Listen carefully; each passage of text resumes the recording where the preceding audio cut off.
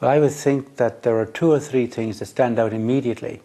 Was his love for God, which he was able to translate into a love for people.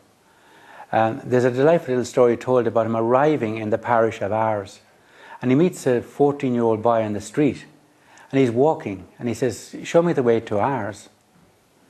And the boy explains, the different roads and turnings, and then the curate says to him, "And are you from Ars?" He says, "I am." "Well, you've shown me now the way to Ars. I will show you the way to heaven."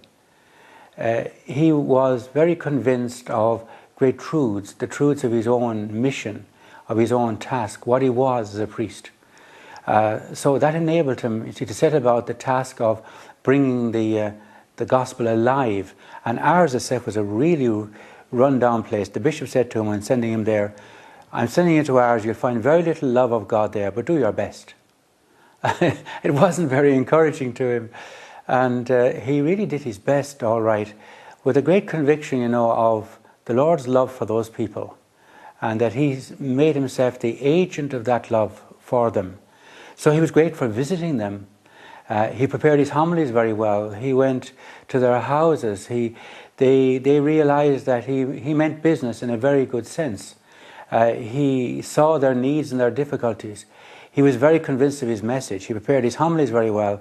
Famously, he found theology very difficult in the seminary and only barely got through. But there's a one delightful story about him, that when people started coming to confession and big conversions started to occur, that some of the other priests felt maybe he didn't quite meet the mark in moral theology to be able to hear confessions. He could be sending immortal souls the wrong direction.